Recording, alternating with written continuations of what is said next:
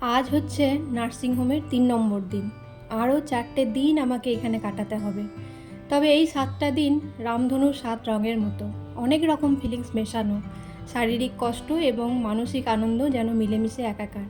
তবে শারীরিক কষ্ট কিন্তু মানসিক আনন্দের কাছে হার মেনেছে। অনেক রকম কষ্ট সহ্য করে একটা মা তার সন্তানের জন্ম দেয় এবং তার সন্তানের মুখ দেখেই সব রকম কষ্ট সে ভুলে যায়।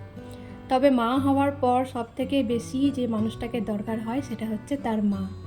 মা হওয়ার পরই হয়তো মায়ের আসল গুরুত্বটা বোঝা যায়। সব রকম কষ্ট সহ্য করে সন্তানের মুখ দেখে মা যখন সব কিছু ভুলে যায়।